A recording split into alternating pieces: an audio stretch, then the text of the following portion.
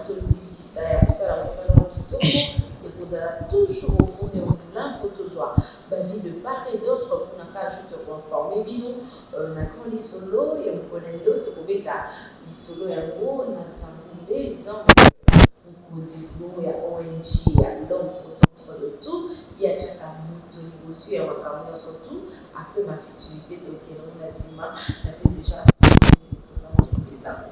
Mbote Maman Vanessa, mbote na balandi na biso nyonso, mbote na bandeko ya l'homme au centre de tout.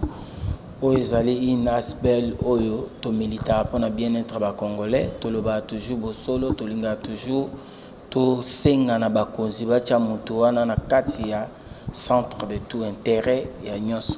Voilà, nous sommes là.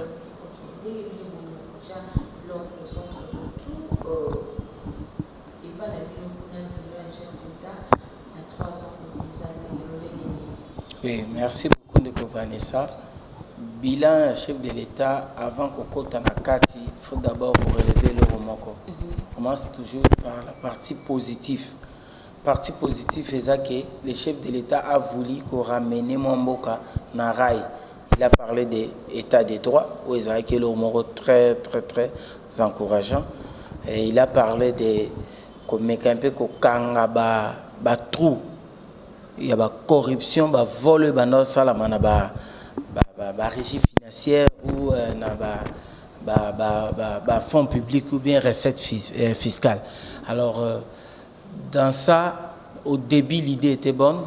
On a félicité, tout le monde a action. Il y a IGF qui était vraiment remarquable. Et puis, l'autorité, comme un peu simamouké, la justice, tout le monde a dit moi, mouké, grand golo, de Tobengaka. Notamment directeur cabinet naé quelques batumsuso bazaki ma fort dans régime passé tel que Baouli Bakonga, mais malheureusement on constate que du côté il y a des axes qui wana et comme aussi faiblesse faiblesse nango, donc justice c'est comme à double vitesse pour le plus fort les plus riches bah comment échapper dans justice en haut et puis je ne peux pas citer beaucoup, mais par rapport à théâtre aux populations à Monaki, Tobani a dossier caméra. Et ça qui dossier on a montré en face du monde comme si ils détournement moro makasi et puis condamna qui est nombre d'années moko aux populations qui satisfait. Mais la réparation et ça les le remonte pour mon ils ont guité. Et puis on n'a pas compris, abimi na voix ou abimeli. Aux yeux dossier a été ni longondo. À côté de la prison, de l'Umtageta la Moutou, alors ça t'a 2-3 jours après abimi na eka. Aux yeux Willy Bakonga lelo. À Longwe, à côté de prison, abimi, et puis à se transformer à Longwe chrétien comme musulman, ou bien à Longwe ange comme diable, ou à Longwe diable comme ange. Ça veut dire que tout comme on a net comme théâtre. Aux yeux dossier, beaucoup de dossiers de Koji la linguette. Il y a IGF a dénoncé qui yango Yemoko a déclaré na ba chaîne Mususuke a senti faiblesse ya justice pour na s'accaparer na rapport na bango. Donc ça veut dire que ça ne va pas. Les mêmes systèmes ils ont tourné kaka. Du côté positif, j'ai dit, mais du côté négatif, on remarque de plus en plus c'est comme si quand il y a chef de l'État n'est comment protéger c'est qu'on va détourner na ba corrupteur. Parce que déjà, si on a décrié dans cabinet ou dans cabinet à chef de l'État, certains conseillers sont impliqués, ils ont décrié le projet Moussous, qu'il fallait la diriger par le gouvernement, ils ont récupéré par le conseiller chef de l'État. Ça donne l'impression que tu as deux gouvernements, un gouvernement parallèle et un gouvernement normal. Chose qu'on a décriée hier et pas Kabila. Donc, en conclusion, pour clore le point où on a bilan chef de l'État, ils sont largement négatifs. Largement négatif parce qu'on ne sent pas moins changement dans la retombée dans la population. Par exemple, jusque-là, la RDC ne produit pas.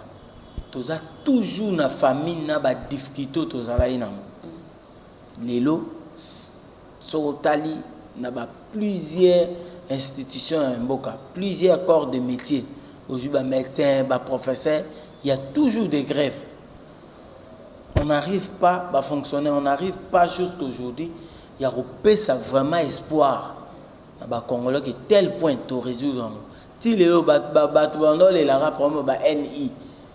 Heureusement que j'ai sali son Excellence le VPM, il y a fonction publique, Jean-Pierre Liaou, qui est en train d'abattre un travail de temps. Oyo, à même occasion, tout le monde a noté un ministre à fonction publique, à la journée, on a fonctionné direct. À la table, on a libanda, on a conforté à bureau, et puis à bandiko, tout n'a pas mis.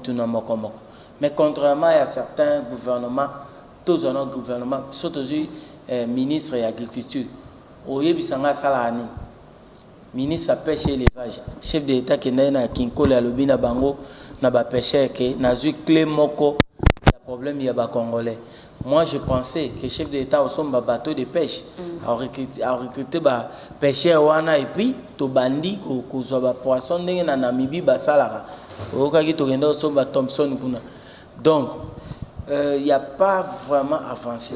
Tant que notre économie est dépendant de Libanda, extraverti, et que nous produit, nous moteur à développement, énergie, et ça souffrance, courant maï, donc, bref, 3 ans à Mkonzamboka, et ça a avancé vraiment. Mais oui, bien que l'Ikambo est la coalition FCK, chef de l'État, avait été là qui en gros, c'était moi-même qui a temps perdu, et Kakimi, qui est la coalition, est-ce vrai?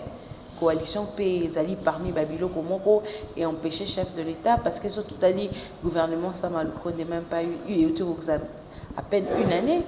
Oui, en principe, la constitution n'a pas copié à Mabe. Vous copiez le repas Baninga, vous modifiez, vous copiez donc copier-coller Kizobazoba, n'est des problèmes dans le Congo ou Tuana. Quand vous ramassez des histoires, quand vous voulez tenter régime semi-présidentiel, séparation du pouvoir, ou en même temps, mécanisme, il y a sa majorité parlementaire, et ça plus corruptible. Dans quel sens? En principe, on devait élire un président de la République si réellement il a la majorité, il a la confiance du chef et de la population. À Kobimana, majorité n'est déjà dans vote. On allait voir, il épaisse plus de 250 députés déjà aux populations à voter. Mais comme système Nabiso, il y a que majorité, il faut bien dans le Parlement. Après avoir identifié la majorité, on a la coalition, ils ont un problème. On impose plus dans le chef de l'État leur volonté. Comme pouvoir est séparé, l'exécutif doit agir et puis le chef de l'État doit subir. Parce que le chef de l'État n'a pas droit à pouvoir révoquer le Premier ministre. C'est-à-dire au début, il fallait définir très bien marche na bango. Même la Bible dit 2 personnes ne peuvent pas marcher ensemble s'ils sont un. Comment vous voulez marcher ensemble, mais modus operandi à fonctionnement na bino et banakité. FCC a commencé à bloquer parce que la politique congolaise est un système à cache-cache. Nous tapons sur gauche, à Bombelo Moussou, à droite. Et heureusement ou malheureusement, les choses ont changé autrement. Parce que déjà, balancement, il y a la majorité, ça ne pouvait pas se faire comme ça. Pour majorité, ça m'a une fois dans la législation, si vous votez, vous sali, vous continuez dans vos mains. Tout le monde est dans la politique congolaise. Donc, moi, justifié que FCC bloqué qui est, j'ai trouvé ça une astuce, dans le sens que lui-même au départ, il n'a pas bien négocié cette coalition. Deuxième chose. Bon, vous savez, les chefs de l'État. C'était aussi d'autres choses. Oui. et c'est pourquoi je dis qu'il fallait normalement qu'on revoie la constitution, qu'on puisse sa pouvoir dans le chef de l'État, comme c'est lui qui a les mandats, il y a peuple. Il fallait qu'on puisse avoir beaucoup de pouvoir. À un pouvoir nommer le Premier ministre, il n'a qu'à révoquer le Premier ministre. Vous comprenez? À un pouvoir, il y a qu'à contrôler, c'est-à-dire qu'on veille sur bonne marche à fonctionnement, qui est déjà consacré par Naï. Il est le garant de bon fonctionnement. Mais malheureusement, il y a aussi le leadership et le management. Il faut avoir un leadership fort. Pousser Batouba à comprendre que tu es le chef de l'État. Pousser Batouba à comprendre qu'ils doivent agir selon Vénayo. Comme Bassok les Amabé, on a coupé aux alabientés. Et on va voilà, mais maintenant, aujourd'hui, s'il faut dire encore, on aura un autre problème. Parce que déjà, le bilan chef de l'État vous a partagé. Alors que quand il fait, quand on a un discours devant la nation, est-ce que Asalango a mémara Bougoumès a lobé l'endambo a mémipé, gouverneur lobé l'endambo a mémé le premier ministre pas lobby parti n'endam. Non, c'est lui qui engage, qui endosse la responsabilité devant les élites du peuple. Donc, les lois sous la coalition, autosali à union sacrée, batunsu baye sous empêcher pour bilan et zala totalement comme il veut, ça sera un faux fouillant. Merci beaucoup. Lelo Lambert Mende Omalanga ni bongo moko na kati ya union sacrée yoko ikolobani par rapport à yango. Je ne suis pas surpris dans le comportement des politiciens congolais. Ce sont des gens qui peuvent changer à tout moment. J'ai suivi conférence. Porte-parole. J'ai suivi conférence du professeur Njoli qui disait que au Congo, on peut être hier un grand kabyliste et le lendemain, le matin, devenir un grand tshisekidiste. Peut-être demain, ils deviendront encore un grand Moutoua Kobimawana. Peut-être, je ne sais pas comment dire. Mais, tout ça, c'est pour te. Bandeko politique, il y a un message dans le système de G. Ce qui nous tue aujourd'hui, la classe politique congolaise, c'est ça, les mêmes G. C'est comme si, j'ai l'impression que quand on s'enganaka, les loups ne se mangent pas entre eux. Nous sommes des politiques. Les loups, la population, qui apparaît comme un porte-parole, il y a une union sacrée, c'est surpris parce que on nous disait que l'union sacrée, ils ont plateforme, ils ont regroupement politique, ils ont autour de l'idée à Mkonzamboka. Mais voir échange de V, il y a cadre, soit il y a union sacrée, tantôt les institutions et les présidents du groupe parlementaire, il y a bateau bazan à union sacrée, et puis c'est lui qui prend la parole. Bon, c'est non-événement parce que le pays ne va pas avancer dans cause il y a un spectacle, dans cause il y a c'est normal.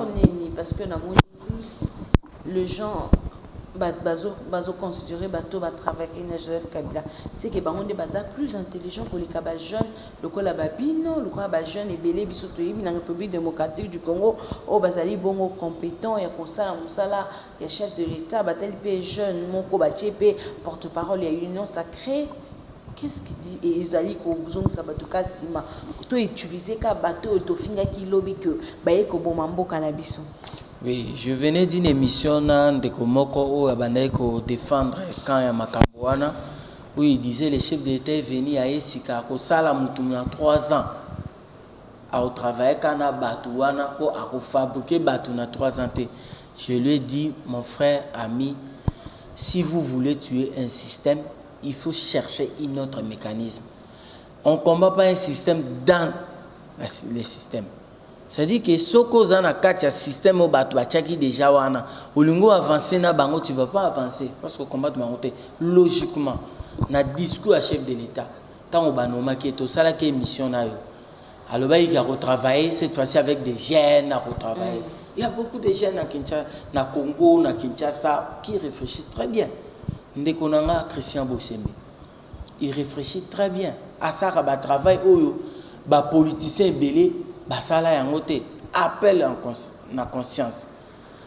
Nga na sala ka émission, na ni na parti politique, je suis dans la société civile, je n'ai pas besoin dans la partie X na Y pour l'argent non. Nous devons contribuer Batouba comprendre que mboka est mabe. Logiquement, il fallait grand abisoana, ont un peu retraite. À un moment donné, il faut se retirer, qu'on soit retraite, qu'on comprenne que le système de jeunes abino et l'embi.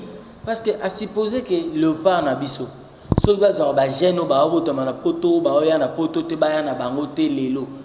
Le football est avancé, parce qu'il faut changer aussi, moi, vision, il faut y avoir Tony Sassika. Aujourd'hui, tant que papa n'est belé, les politiciens qui sont belé, orgé dans le gouvernement, est-ce que la République est vendue? La République est vendue.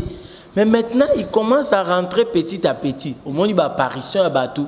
Il va changer le camp. Pour pousser en 2023. En 2023, il faudrait s'imposer qu'il y ait un allié dans le bango faible dans la période d'élection. Parce qu'il faut se le dire, les politiciens congolais, mon côté, je te mets en défi. Les politiciens congolais, mon côté,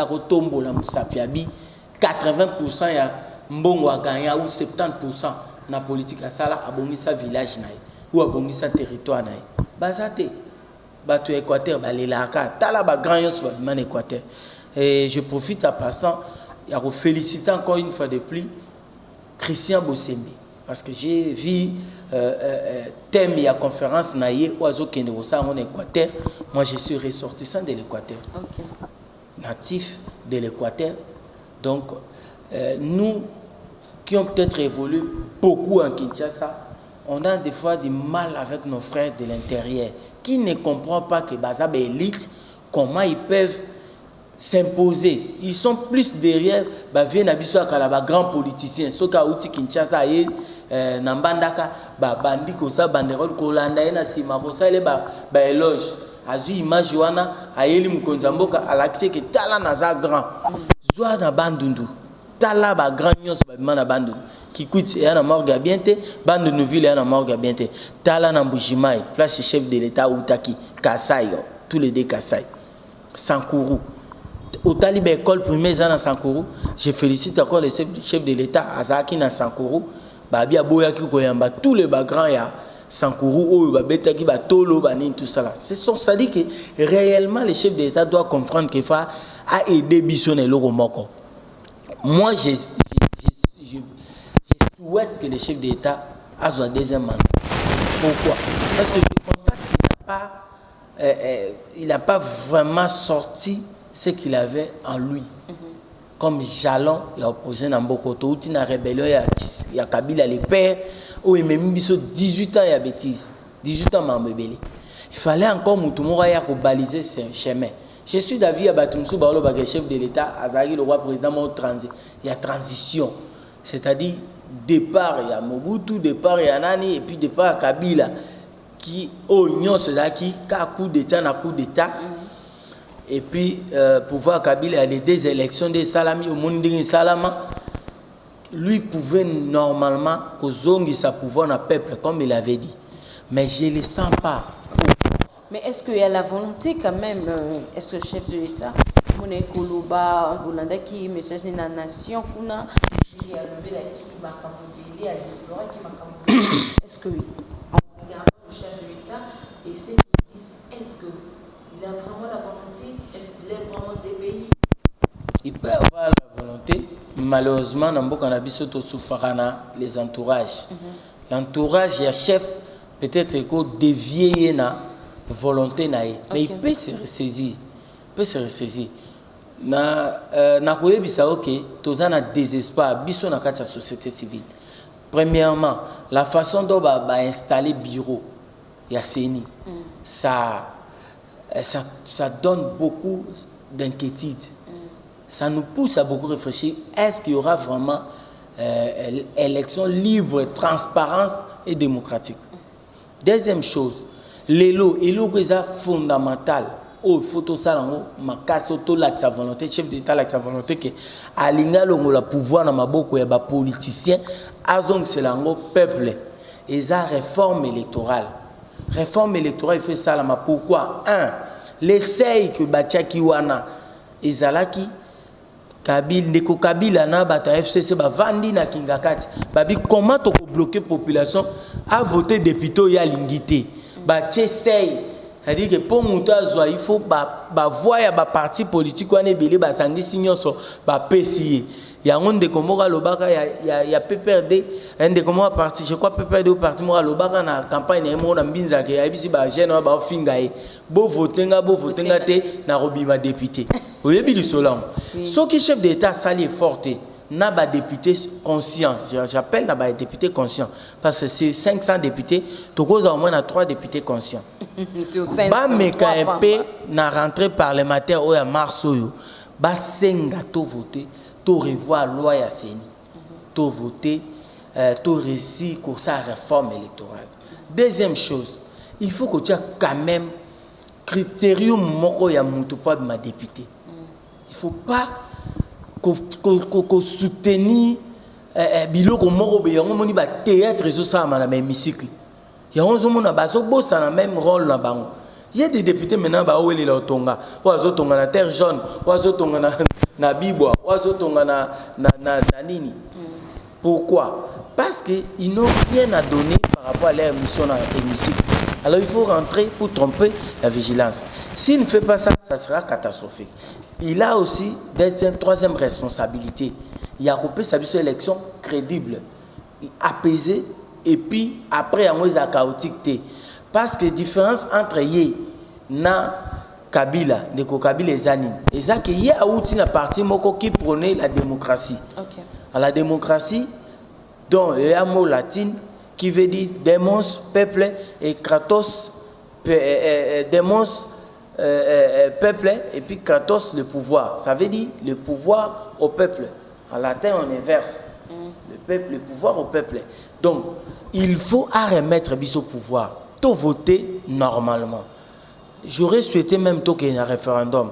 Tout le monde, sénateur, base à la voter par député provinciaux. C'est la corruption à ciel ouvert. Okay. Parce que les 80% des sénateurs, ce sont des gens qui ont beaucoup travaillé. Je ne vais pas emprunter terme à Ndekoji, la Linguetia, ce sont chambres à voleurs, à qui République qui se sont retrouvés dans le Sénat. Je suis un peu modéré, j'ai dit, et ça, ensemble, il faut voter gouverneur, na chiffrage universel direct. Ça veut dire voter bango, population voter bango. Talalelo, vous avez des gouverneurs, par exemple la ville à Kinshasa, soka lali à la muki, abimisi concept moko oyo, so taliango na fond, et ça vide. Quand on dit Kinshasa zéro trou, ça veut dire quoi? Alors que na monga fula, vous ne parlerez pas de trous ou de nzela. Nzela ezate ukolobe un trou ndeni. Loba ke Gombe zéro trou, Bandalungwa zéro trou, Kasavubu zéro trou, Lingwa la place Gode boy. Na Bandala zalaka place yomoko zara na ville, na place zara na Matonge, na place Bolekara.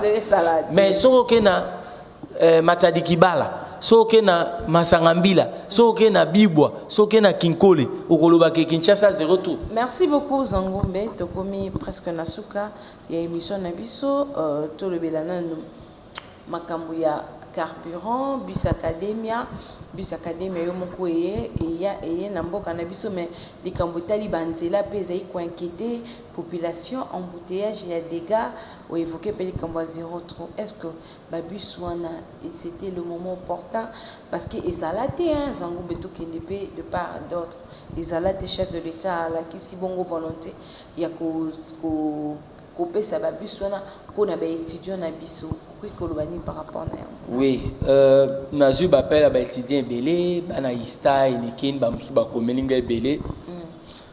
Balobi bino batu bokenda koloba na télévision pour la population. Botuna. Est-ce que bisuana ezadon soke ezadon? Cela veut dire ba étudiant ba refutate. Wana to féliciter les chefs de l'état. Pour yoki mawaya ba parents. Oyo chaque fois parents il faut futa après ça banane na tongo ba 20 000 30 000 so baza 5 pour ba mata campus et puis so kei na ba arrêt ou ba mata campus na Victoire mona plein aime se transcrire amis ba les misa tout et so ko kabangote so que ça donc c'est une bonne chose pour na parler na moi souffrance au ba étudiant bazana so que ça donc alors que toza dans la société à transport qui est Transco ou ça là déjà voit il y a campus na voit il y a ba ista ba voyons soana et que les étudiants doivent payer, ça veut dire les campagne moko mal venu donc dans le sens que les chefs de l'État bateau ba conseiller qui est pour ça la bis wana bongo ba aider été pour ceux qui ça au foot kaka et ça passe au foot à 250. Il y a encore une autre question.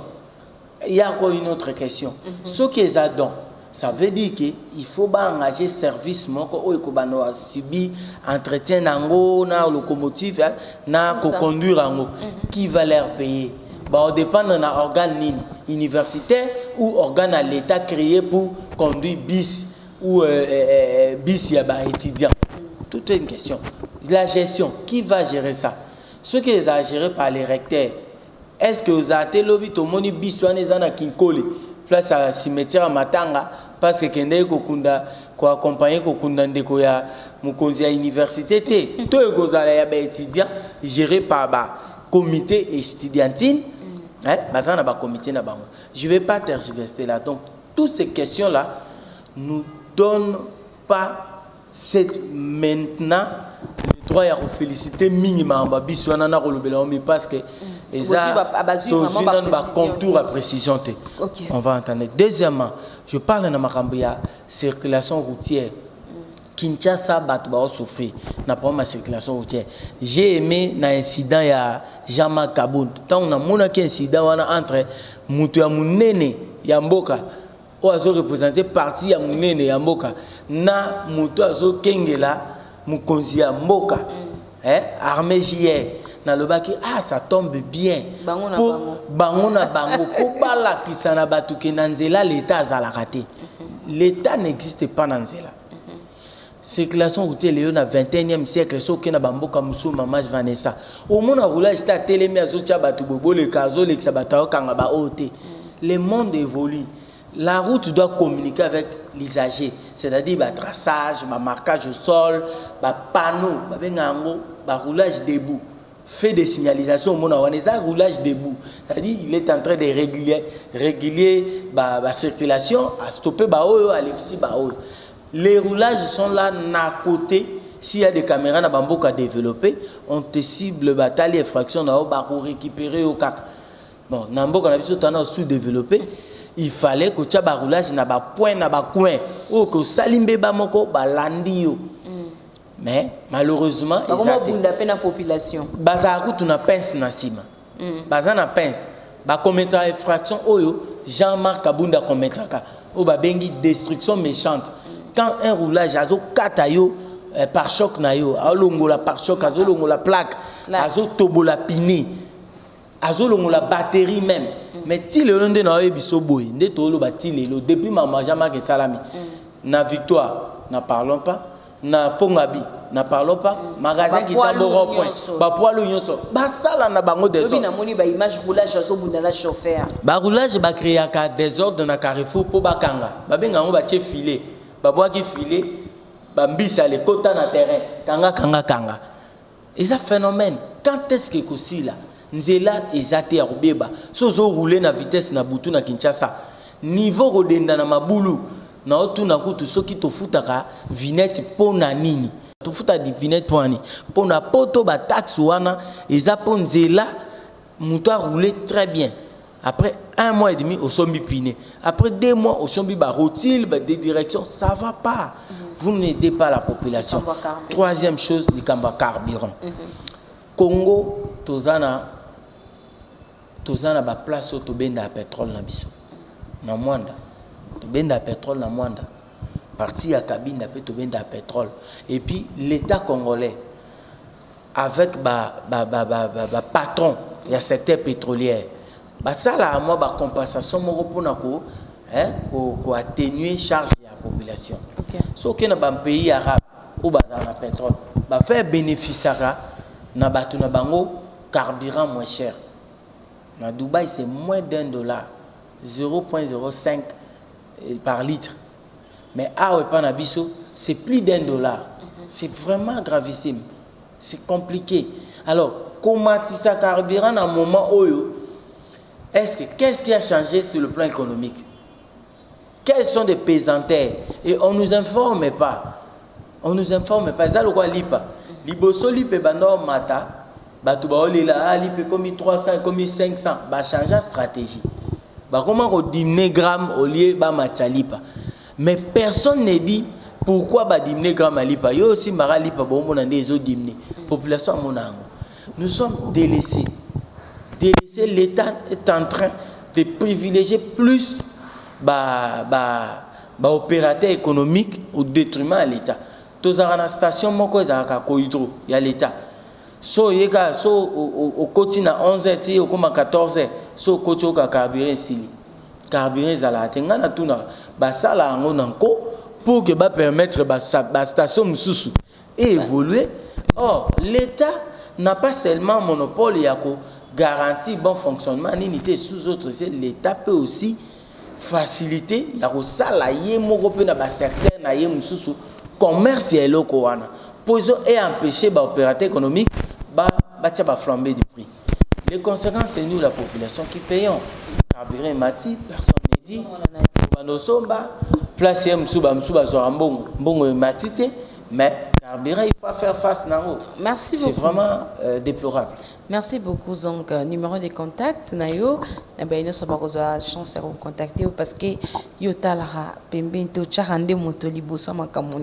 l'homme au centre de tout, Tozana Kitambo, na kati église Sebeko Kitambo, il y a école technique des métiers des arts, na betelo c'était maibele, toana ba salle wana, mais ti lelo Tozana nota aide te na bolo ba financement te, mais aide ata. Nasina lobango ba député bolinga oflaté bat na 2023 beaucoup ya pe avant na héros bo pesi soit 5 machines à coudre et ça cherté 5 machines à coudre bande konanga ya lukunga ba député na biso oboye baka mingi obolinga ya biso ke bokaba na 2023 na période d'élection boya héros bande kona biso a poto na pesi nde konanga maître Waza Nzambe na pesi ba Djonga maître Djonga Mbote bande kuna biso sa Belgique ba papa Gili maman